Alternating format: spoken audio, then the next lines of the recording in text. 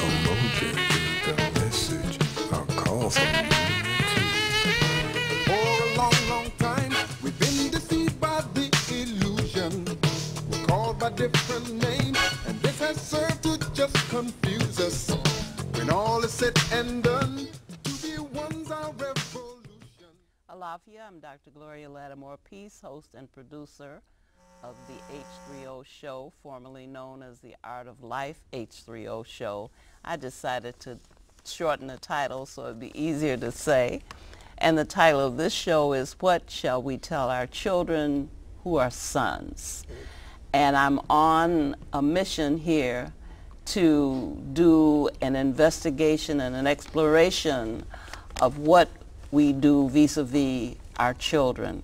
And I want to refer once again to the poem written by the late Dr. Margaret Taylor Goss Burroughs, my mentor, and everyone else's, given the fact that she was the founder of the DuSable Museum and has left a legacy so vast that we can't even begin to discuss it.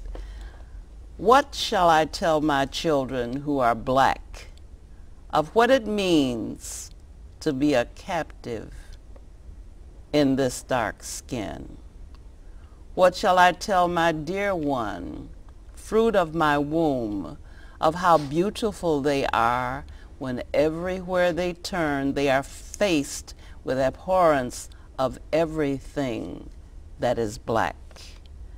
What can I do to give him strength that he may come through life's adversities as a whole human being, unwarped and human in a world of biased laws and inhuman practices, that he might survive, and survive he must? That's just an excerpt from the poem. I urge you to go to the library and get a copy of the poem, or to get a copy of the Black Child Journal, where a tribute is being paid to Dr. Margaret Burroughs, and I have the publisher of the Black Child Journal with me in the studio. I have my dear friend and colleague Usini Eugene Perkins, who is an author, a poet, a playwright, a publisher, and a lot of other things that probably I don't know about. And then, of course, I have my dear son, which I'm so happy to see you, Kwesi Ronald Harris. He's the director of the African American Male Resource Center at Chicago State University, doing a very fine job out there. I know because I heard it through the grapevine. Okay. And I want to just chide you and say, if they don't have an African American female resource center, I'll be out there with a picket sign pretty soon. They're actually, the Women's Resource Center will be a realization in 2015. All right. So it's coming. You did it in the nick of time. Well, giving deference to our elder, Indeed. And he's not really my elder. We are certainly in the same age grade. But I just want to give deference to him because he's got so much so much history underneath him. This home is a dirty street, the social oppression of black children. I was almost tempted to name this show The Social Oppression of Black Children until I saw that title. I had never realized that our children are in fact socially oppressed. Yes. When I saw the title of the book, I got the book for my own personal use. But then when I read the contents of the book, I made it required reading in classes that I was teaching because I thought that nobody could discuss child development or the care of black children, the rearing of black children, without having this information. And you invented, you had to do it in order, the language didn't even allow for your thought. So you had to invent a term called get colony, a combination of ghetto and colony to first of all place our children in the environment where we were trying to rear them. I want you to talk about that. Well, the word ghetto is normally used to describe blacks who live in so-called disadvantaged communities. And we know that basically it's of Jewish origin, I think maybe in Warsaw, Poland, and other places like that. And I don't think it was appropriate because in Chicago, most ethnic groups live in so-called ghettos, which means that they live in areas that are predominantly their of their ethnicity. And I just didn't think it was appropriate. And it did not suggest the political meaning. A colony, now we understand a colony is... No, make us understand a colony. Colony is another country imposes its authority, and everything to change the colonized to become their actually slaves like them. And of course, we know throughout Africa after the, well, even before the Berlin Conference, 1894, was it 1894? Yeah.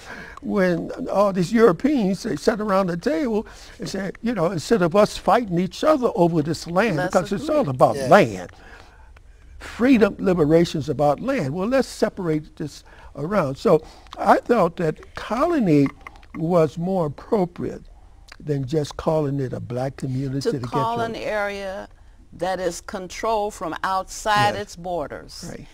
The inner city, the so-called inner city, is a colony, and it is controlled from outside of that colony was, I think, the most powerful thing that has been done in a very long time, to put us in time, describe the environment that you're living in. You're not living in an environment where you make your own decisions and you control your own destiny.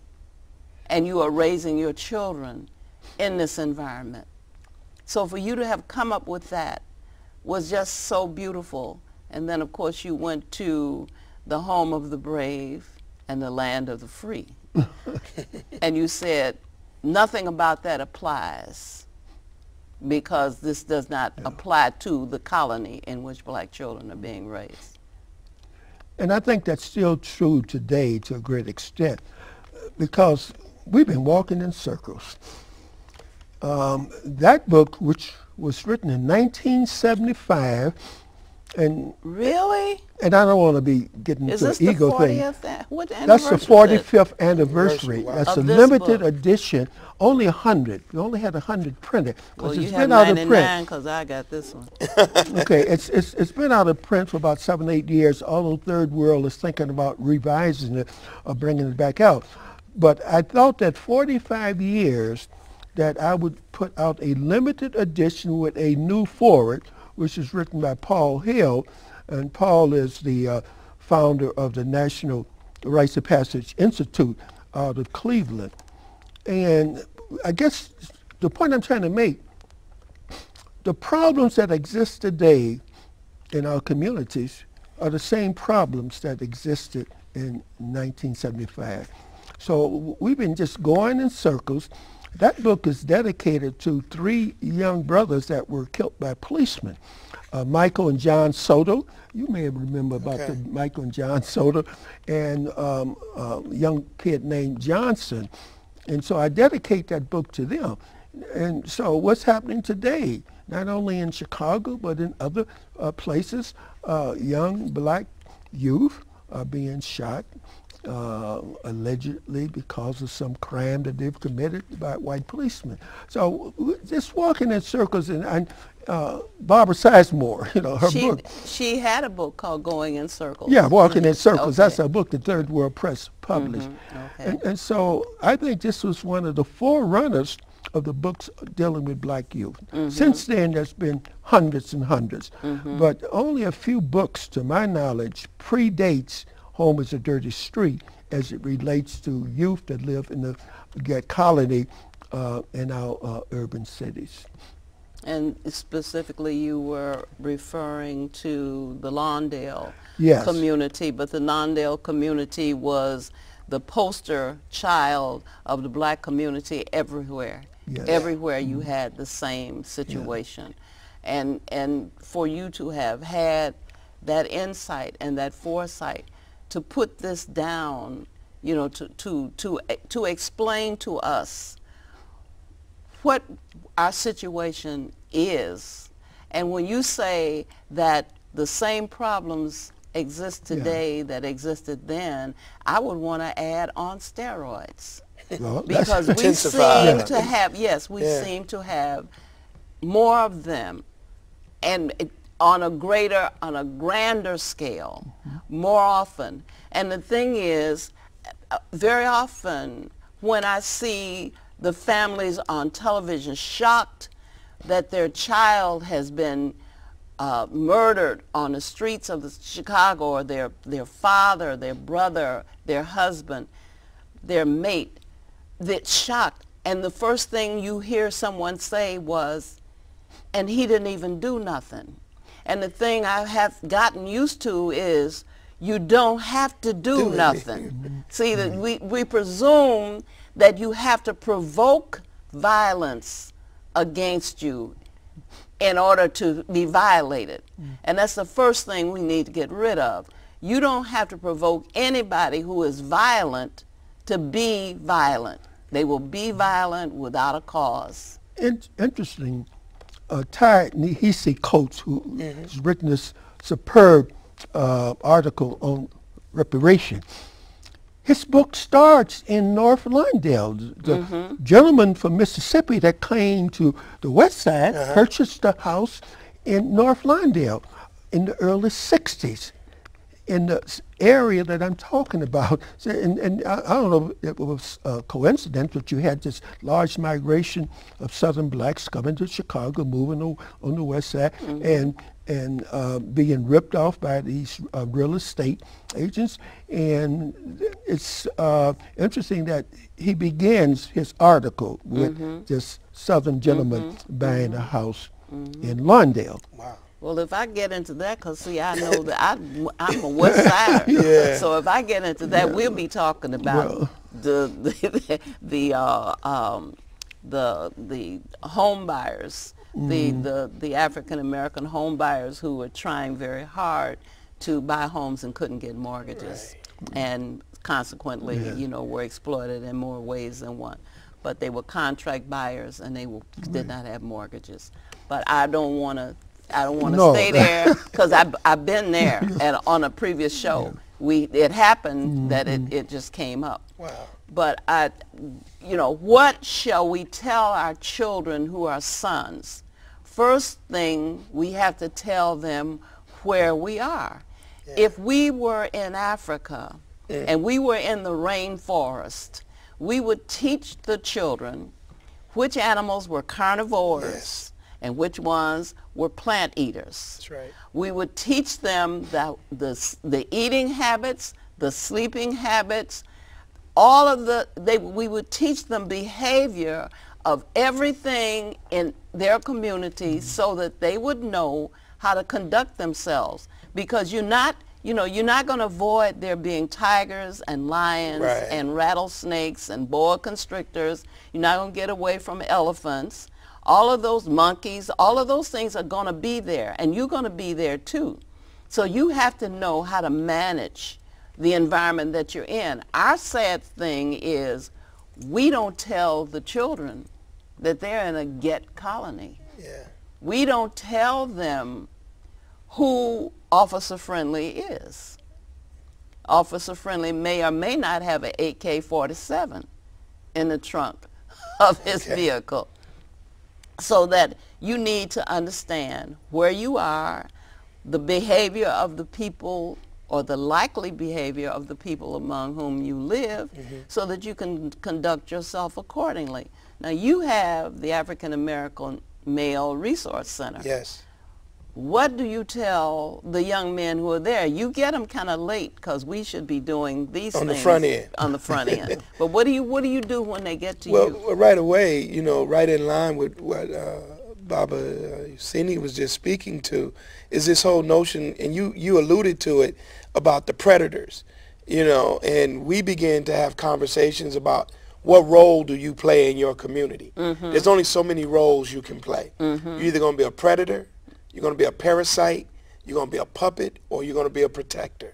Or you could be a prey. Or you could be a prey. So and don't the reality, forget that, don't or forget a victim or a victimizer. Well, the prey is really lined up with what we call the P factor, is that they're hunting for you. Right. And the reality is that if they're hunting for you, you got to be like that gazelle in that lion story. It doesn't matter which one you are. When you wake up and that sun is up, you better get to running. But the reality is that also they can play the role of protector, because we talk about this notion of manhood development and what defines a man. Well, first of all, if you can't provide, produce, and protect, you don't have the right to call yourself a man, because that's what men do in the community. And so particularly when you're working with young boys and even adolescent young men, you want them to understand that they have this power innately in them to be a provider, to be a producer, to be a protector.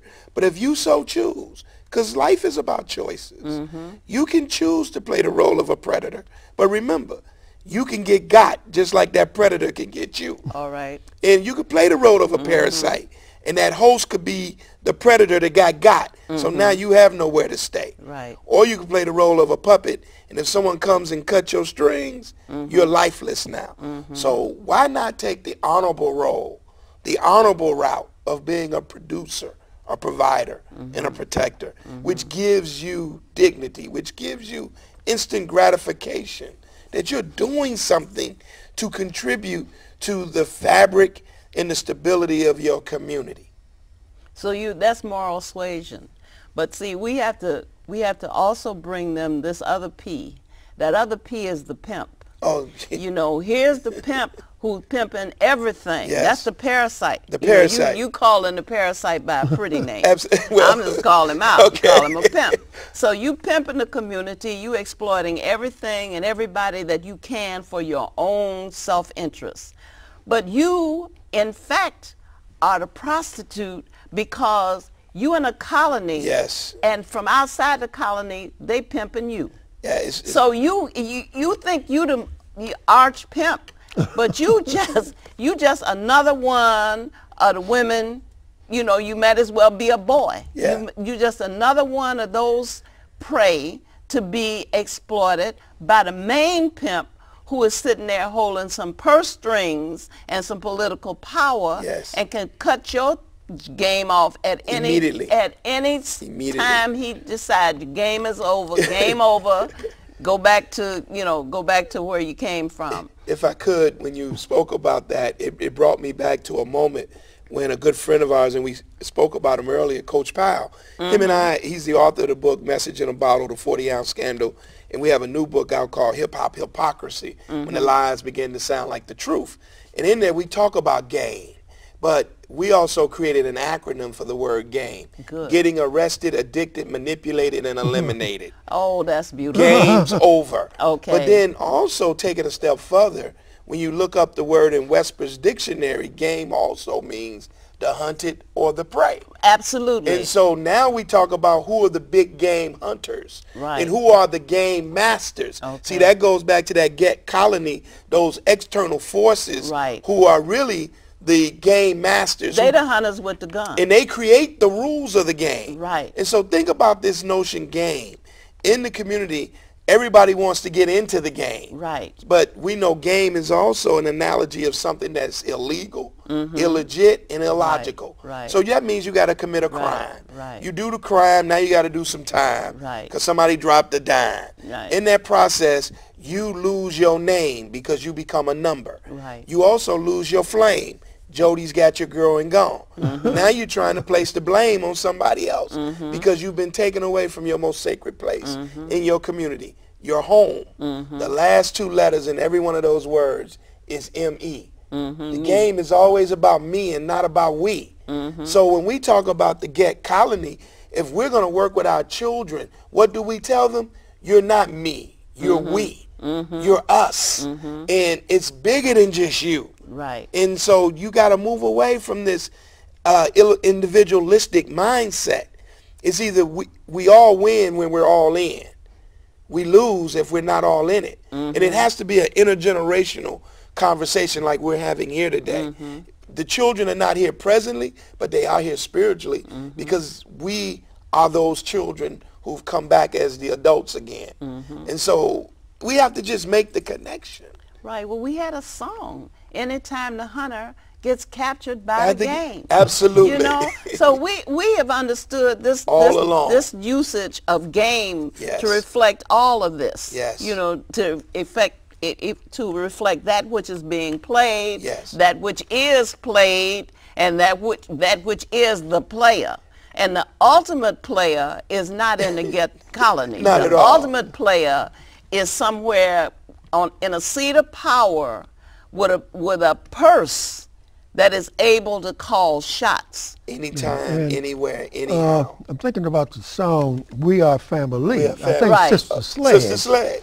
So it's a powerful song, Powerful song. because it talks about community, it talks about family, Right. it talks about relationships. Yes. And I think one of our biggest problems, well, we have many, because I do think a lot of us are in denial, but the models, okay, I think the most dangerous person in the black community is a miseducated Negro with a PhD. No, don't talk about me to my face. Well, you're not miseducated. Now, listen to what I'm saying. You got Trapomania. You a runaway. You a runaway. Listen to what I'm saying. I heard you. Of course, a miseducated Negro with a PhD is the most dangerous person in our community. Because what is he conveying to these kids? What is he teaching? I mean, if he is miseducated, what is it going to convey to his kid? Margaret Burroughs said, "What do I tell my children who are black, or what should I tell my," you know? But she understood the black perspective. So as you read those lines, she could address the children with what they need to relate to. And I'm not trying to bash blacks with PhDs. I fully understand what you're saying. That is a dangerous... Well, Carter Woodson said it in his book, The Miseducation. He said that we are dangerous when we are miseducated and we begin to assume that we are now a part of some class, and we turn our backs on our own people and look out for our own interests. But see, I always insist that if Carter Woodson and I had had a conversation, he would not have called it the miseducation. He would have called it the M-I-S-S-E-D, missed education, because no one who is given schooling by a group that has held them as captives can consider himself educated by that means. It's a do-it-yourself proposition.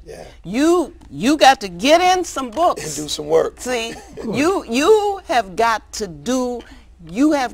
I think probably the best blessing I had in terms of academia was that I was enrolled at the now Carruthers Center for Inner City Studies.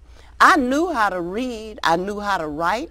I knew how to count. I knew how to do everything else. And I did have some interest and inclination in serving my community because I had been fortunate to have been segregated in black schools. So I had teachers who taught me black history and sent me to the Hall Branch Library to learn more of it, and teachers who were very proud of who they were and very proud of us as a people. So I was fortunate in that regard. But when I came to the Center for Inner City Studies, Barbara Sizemore was my first teacher on a graduate level. Questions that had been circulating in my mind, there it was. I want to be like her. I want to grow up to be like Barbara Sizemore.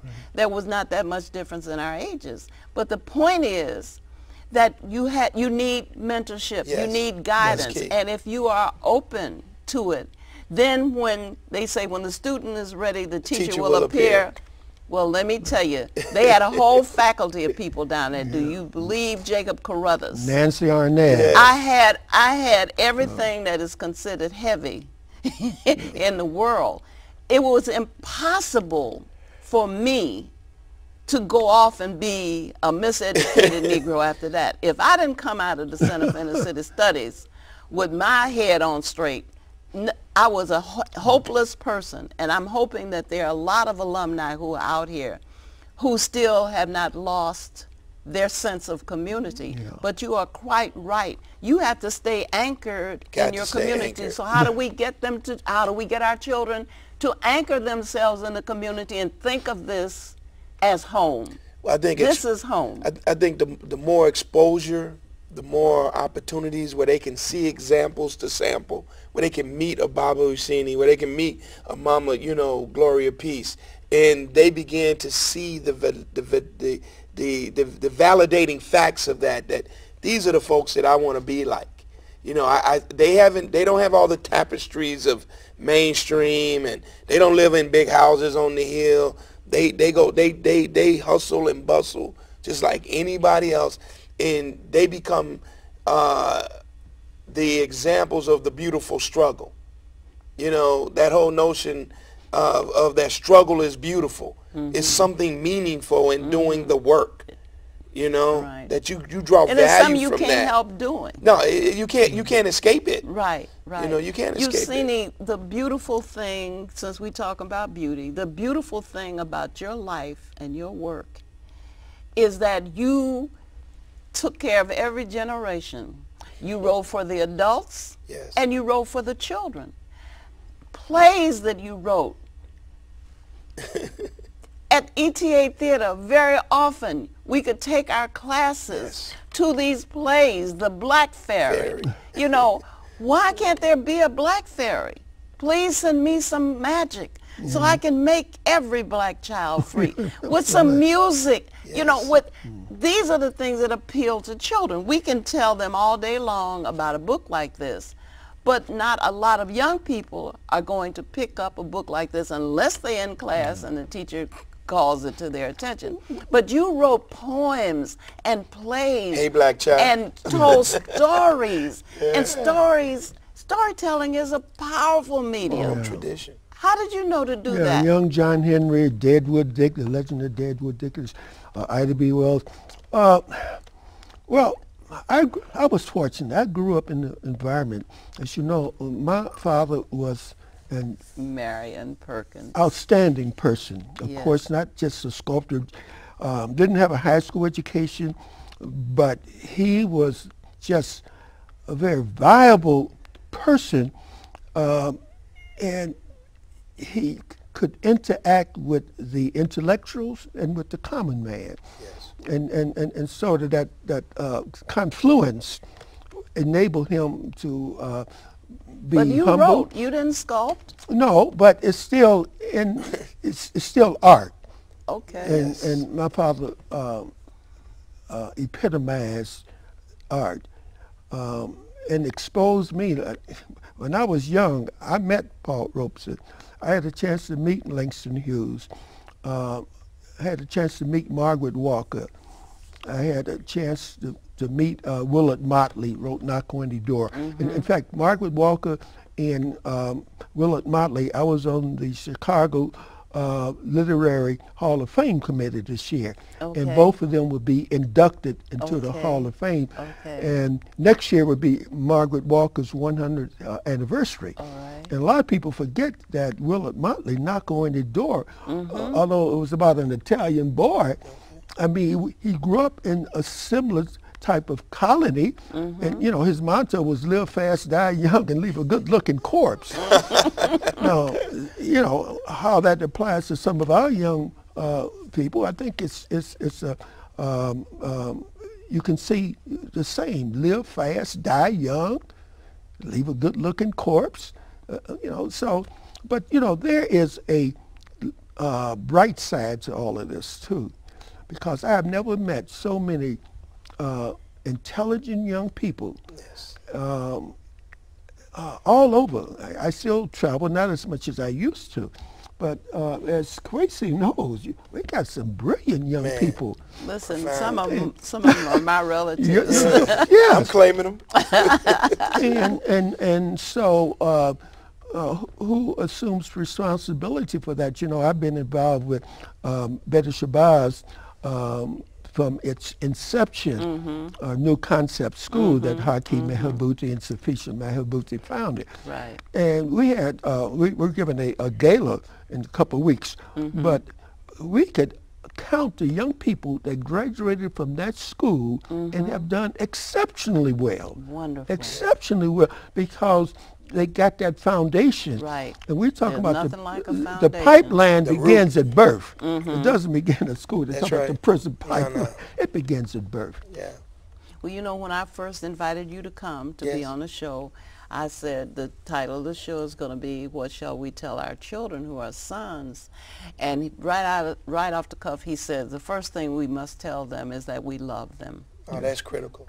We have to tell them we love them, because there's so many other elements out there in the society and out in the world that will give them a false sense of what love is. Unconditional. You know, and it has, exactly, in the words of Stokely Carmichael, you know, Kwame Ture, unconditional love for our children and for each other.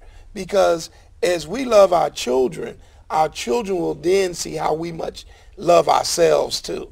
And if you can't, you can't teach, you can't elevate, you can't work with anyone that you don't love.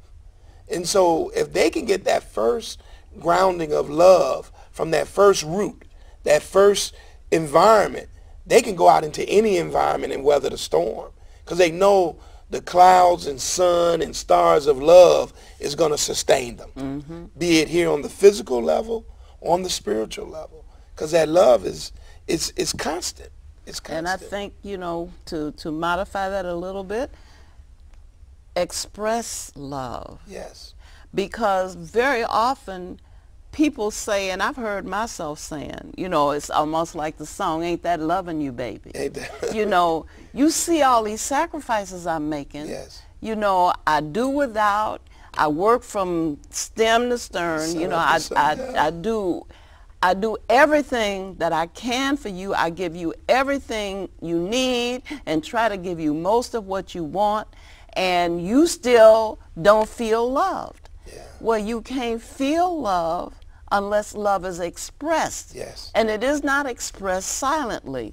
You're, you know, going off on the bus to work and coming back home says you went to work and came home. Right. Your cooking in the kitchen says you cooked in the kitchen. Right. You know, the things that you are doing that you think are expressing your love may not be getting across. Right. So how about a hug? Yes. How about embarrassing me with a kiss? On Because the you know, when forehead. children get older, they do not want you to kiss them in public. Oh, Mom. Daddy. But the thing is, you have to not only express love overtly, Yes. but you have to invite them to express love overtly. That's right. So that it becomes so natural a response that you won't think twice about it. You know, I know families who, as soon as one encounters the other one, everybody goes to hugging Everybody's everybody. hugging, And yeah. if you look at these scenes on television where you see these tragedies having taken place and the people are coming up, everybody's grabbing everybody, hugging everybody,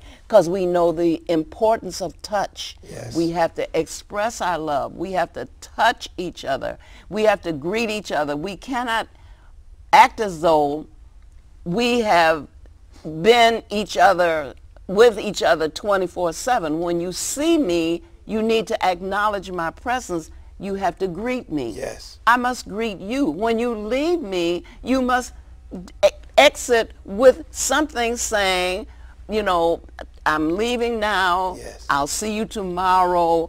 I'm hanging up now. I'll talk to you tomorrow. You can't just Shut it off. I didn't stay with you yesterday. That's right. So I want, when you see me today, I would like you to say hello. I like you to ask me how I am and really care. Really listen. Yes. You know, don't just, how are you? Fine. How are you? Fine. Yes. No, you're not fine.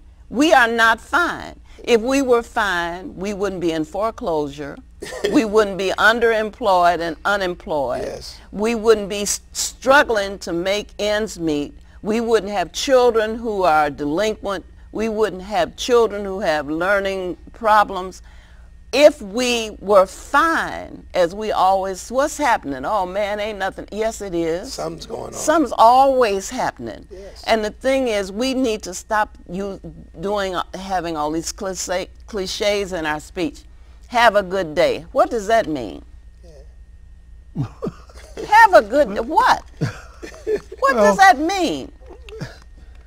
We need to talk to each other. Yeah, but it means something, you know, have a good day, you know, but you What may is not it? have time to, Expound on it. yeah, you know, so it's just a 1 second, you know, have a good day. But that's what people So, say in lieu of conversation. I'm saying people say that.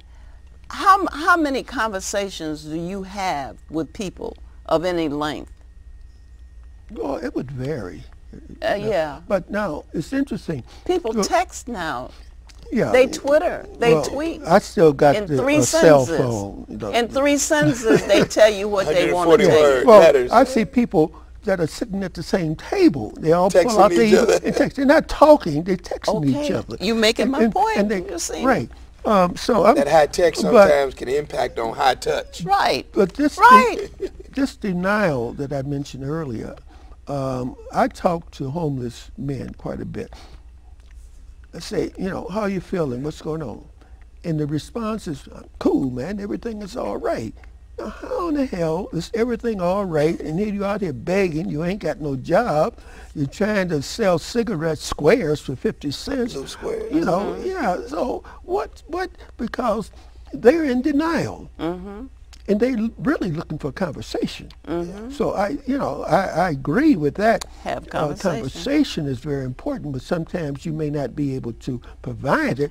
But The at only way least you whenever gonna you have- can, you need to. So I've talked with homeless men, taken them to church, and that's That's another, hard, though. It's- That's it is. hard. It's hard. One experience that I had, a homeless woman came to a place where I was at a doctor's office, and the doctor's office was closing, and they were getting ready, you know, so this lady's still sitting there. She's not waiting to see the doctor. She's just sitting there. And then when I approached her, I found out she doesn't have anywhere to go, which is why she was sitting in the doctor's office. So then we called the city, you know, to find out about the homeless shelters.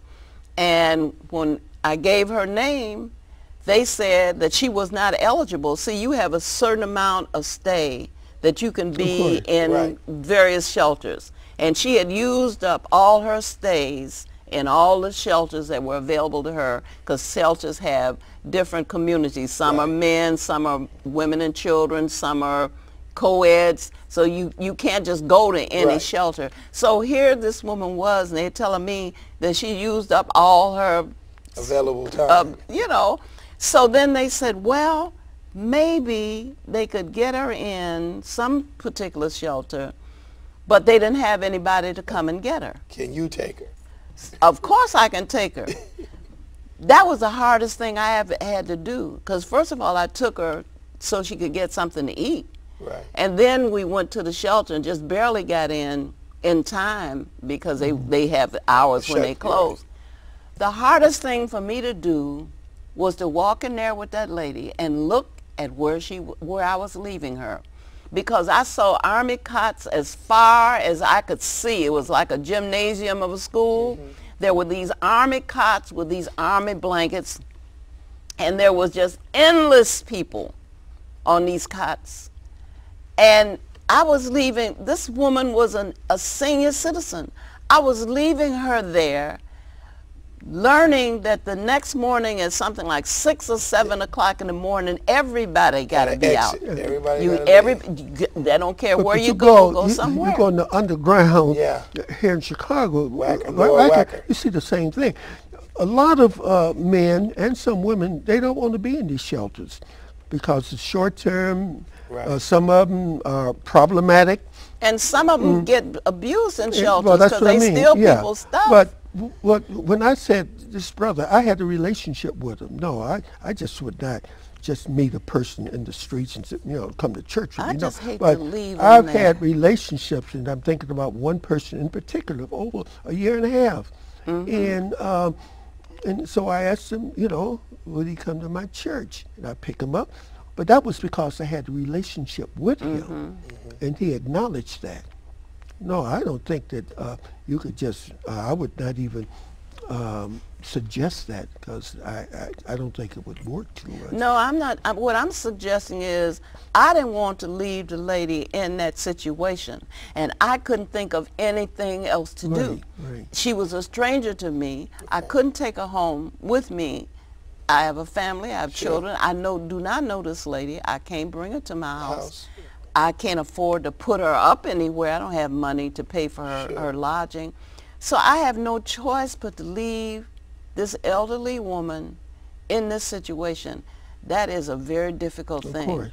Homelessness up close and personal. Yeah, it's challenging. Will really test you. It will make you see not only how unfortunate that situation is, but it will make you see how blessed you are. Right. And you really don't have any reason to complain about anything. You said today you don't even complain about the rain. No, I welcome the rain. Right, because when you are as blessed as we are, we're sitting here, we're discussing the rhetorical. We got some rhetorical questions and some philosophical answers.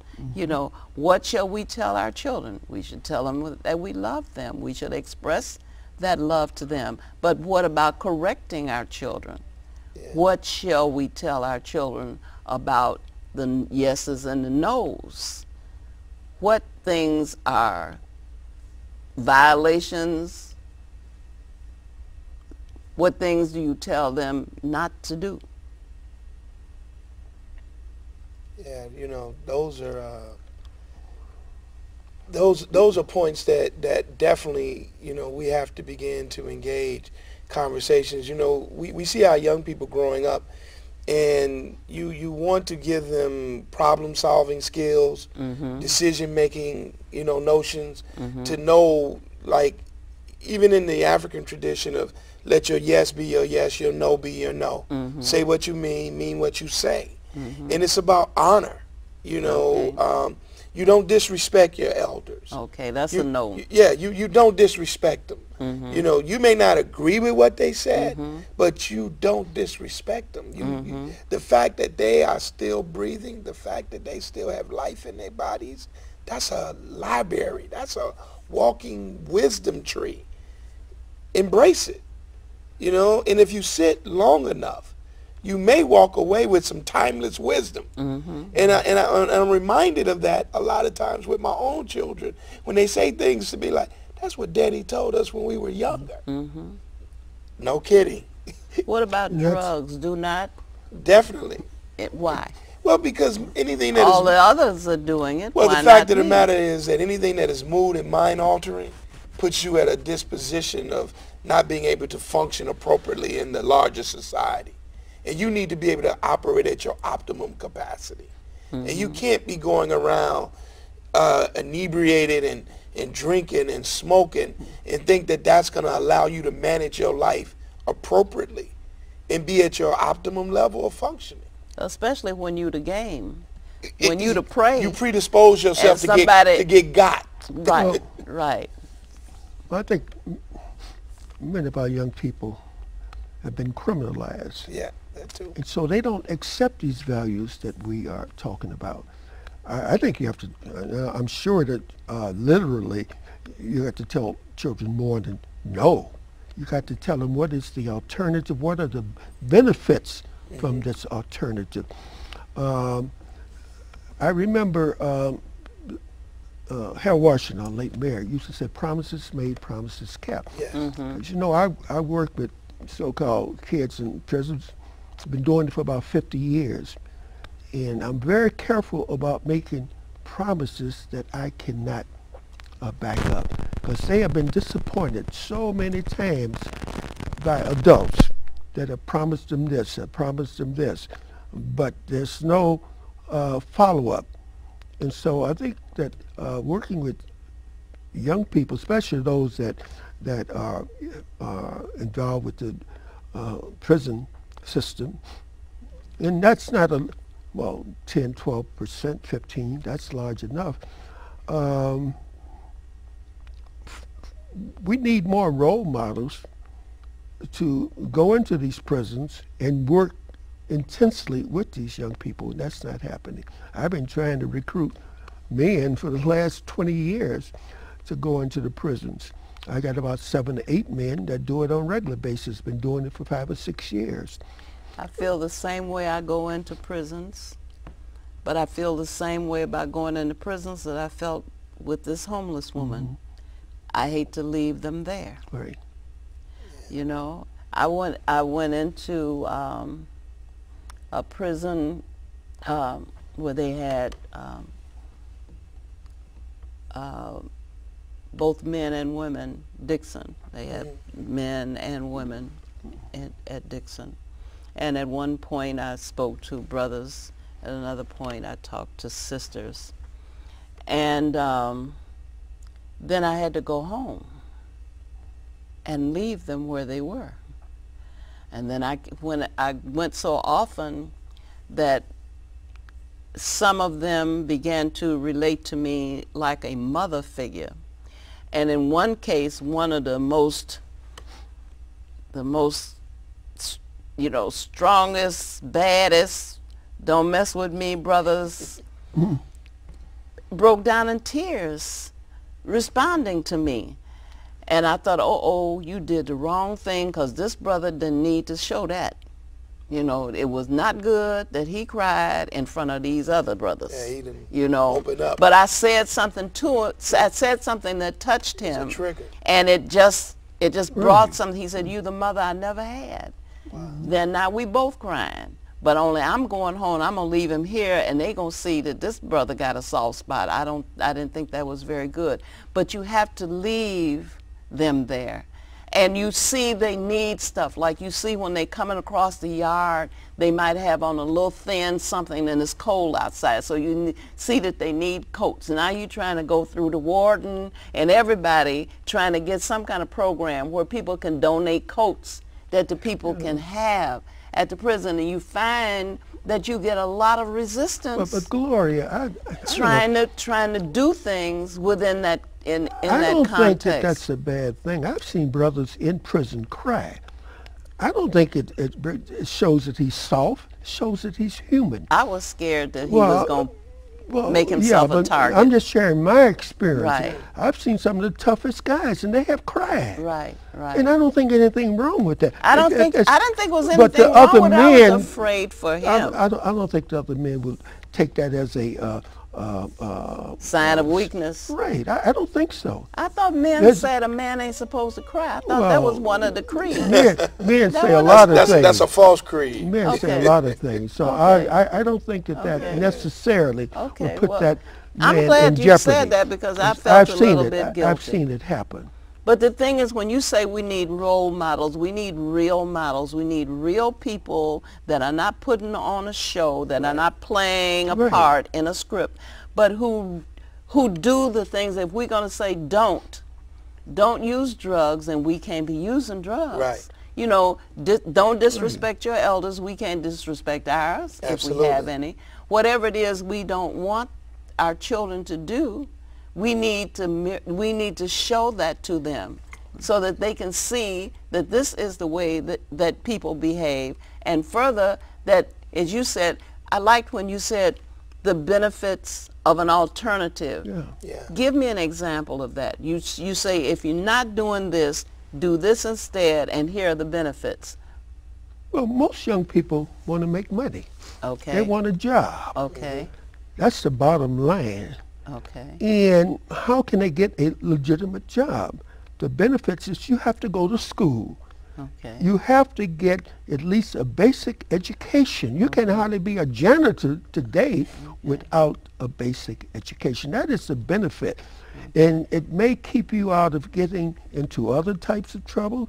That it's about jobs. Unemployment among young people in Chicago is about, 40–50%.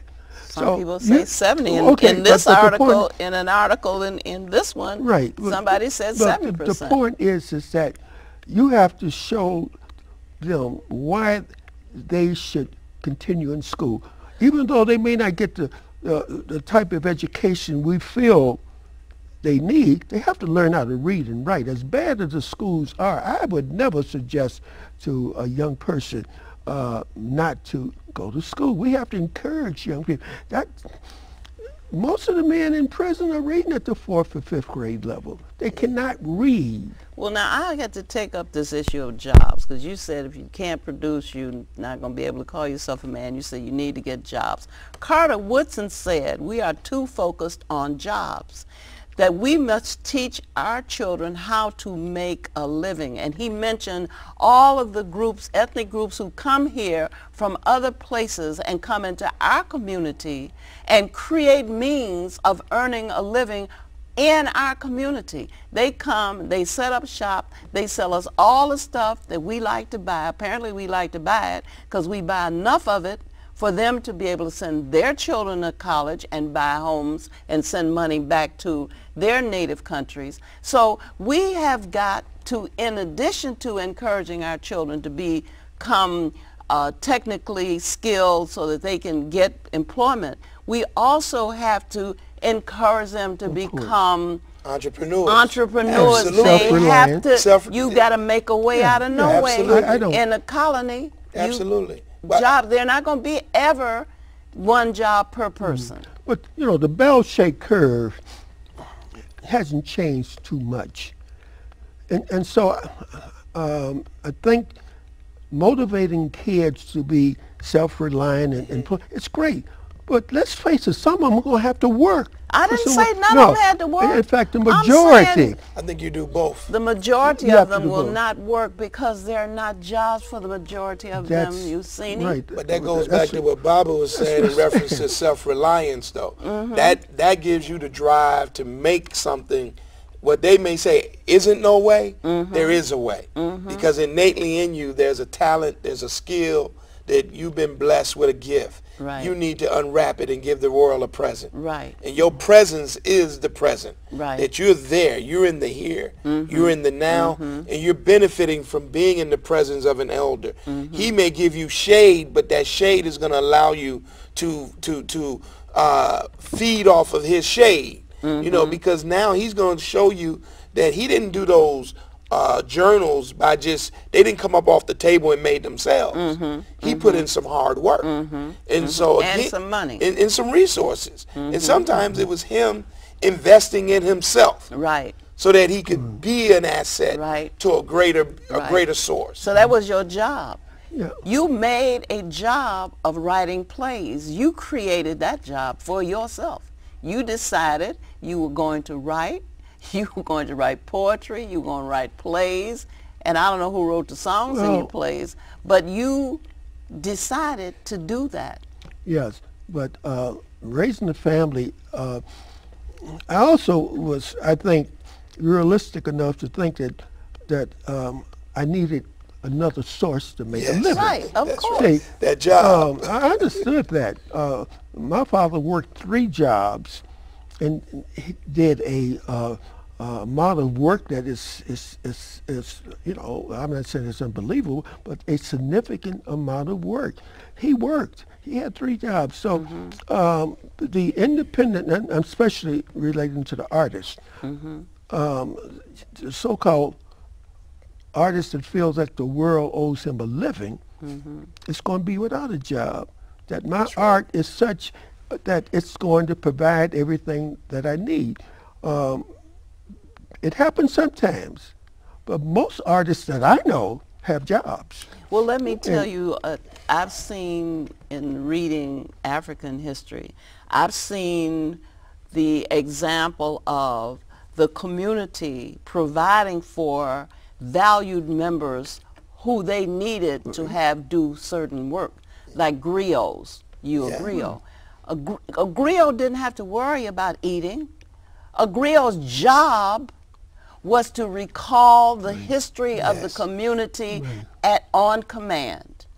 He could not be somewhere 8 hours working for somebody else because his job was to be in touch with his community to the extent that he could always recite its history to it. That's in traditional African societies. In Europe they had patron saints.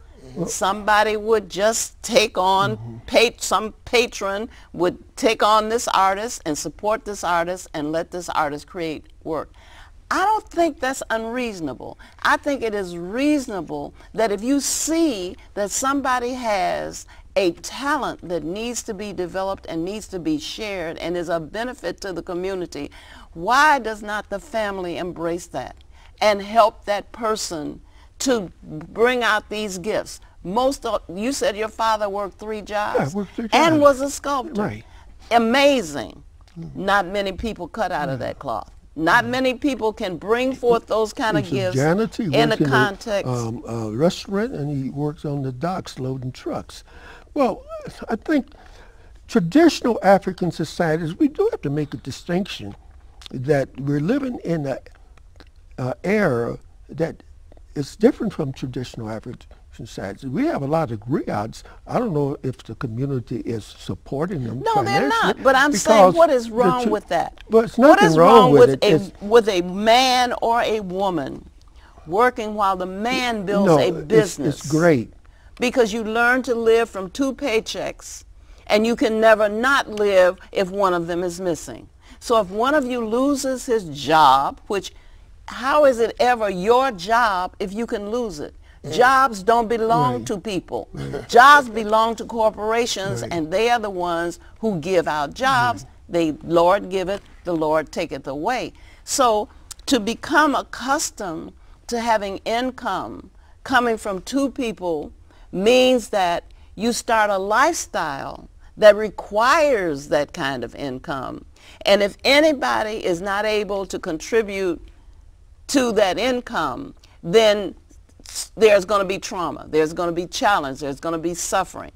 If you have any unforeseen event like a major illness, the challenge that comes, why is it that we do not learn how to be supportive of each other for good reason? I'm not saying to just let somebody sit at home and watch television and play video games while you go to work, but I'm saying somebody needs to let somebody start a business, and you're not going to go to the bank and get a line of credit. So forget about that. If you think you're going to start a business by getting a bank loan, that's not going to happen. Somebody has to be the breadwinner. Somebody has to work on building some means of support that is independent of this external source of income. If we don't get that spirit, how are we going to survive as a people? Now, black businesses that have existed, it seemed like the generation that follows the builders do not maintain the business. It's hard to do when you've got all these people out there competing. So they don't, the tradition has to be handed down to the next generation, and the next generation has to maintain it. And we know several businesses here in Chicago. And this has served to just confuse us. When all is said and done, to be one's our revolution. We never stand alone, cause unity's our resolution.